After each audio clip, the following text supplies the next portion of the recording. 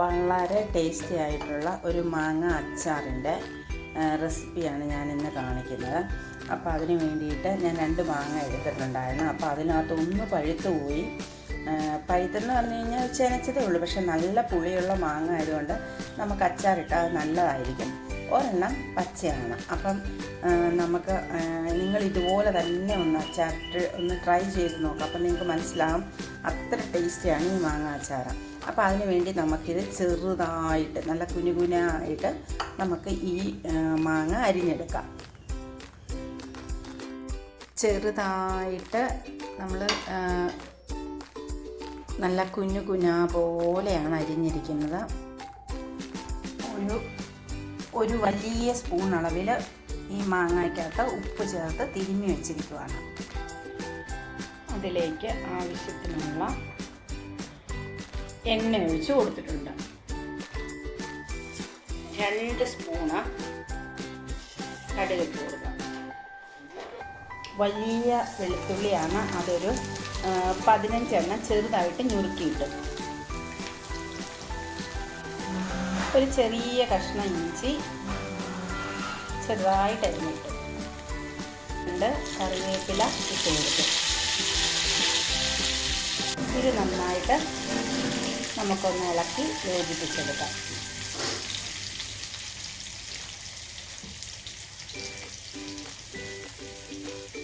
ഇത് ചെറുതായിട്ടൊന്ന് മൂത്ത് വരുമ്പം ഒരു 2 സ്പൂൺ അളവിൽ മുളക് പൊടി ചേർത്തു,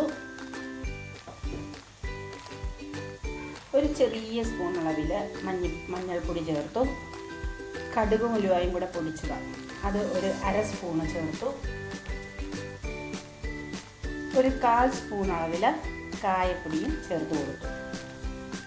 ഇനി ഇത് നമുക്ക് നന്നായിട്ടൊന്ന് ഇളക്കി യോജിപ്പിച്ചെടുക്കാം. ഈ അടപ്പിൽ ഞാൻ വിനാഗിരി എടുത്തത് നിങ്ങൾക്കൊന്ന് കാണിച്ചു തരാൻ വേണ്ടിയാണ്. വിനാഗിരി കുറച്ച് ഒരടപ്പ് എടുത്തോളൂ. മാങ്ങയ്ക്ക് പുളിയുള്ളതായതുകൊണ്ട് ഒരടപ്പ് വിനാഗിരി, അതിനു വേണ്ടിയാണ് ഞാൻ ആ അടപ്പിലെടുത്തത്, നിങ്ങൾക്കൊന്ന് മനസ്സിലാകാൻ വേണ്ടിയിട്ട്. ഇതാണ് ഇതിൻ്റെ ഹൈലൈറ്റ്. നിങ്ങൾ ചേർക്കുമെന്ന് എനിക്കറിയത്തില്ല. 1 സ്പൂൺ അളവിൽ പഞ്ചസാരയും ചേർത്ത് കൊടുത്തു. ഒരു 3 വലിയ സ്പൂൺ അളവിലെന്ന് പറഞ്ഞ പോലെ വെള്ളം കൂടെ ഒന്ന് ചേർത്ത് കൊടുത്തു.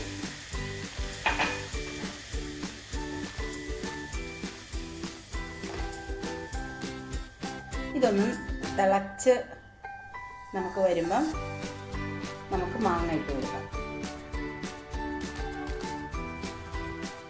ഇനി നമുക്ക് ഈ മാങ്ങ ഇട്ട് കൊടുക്കാം.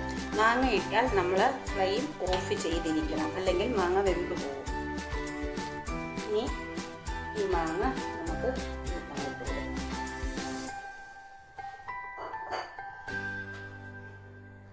ഇത്രയേ ഉള്ളൂ.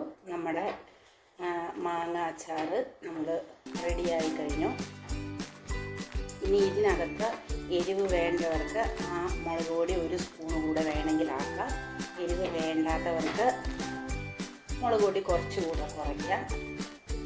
ഇതൊന്ന് ഇരുന്ന് വരുമ്പോൾ മാത്രമേ ഈ മാങ്ങയിലേക്ക് ഈ അരപ്പെല്ലാം ഒന്ന് പിടിച്ച് വരുള്ളൂ.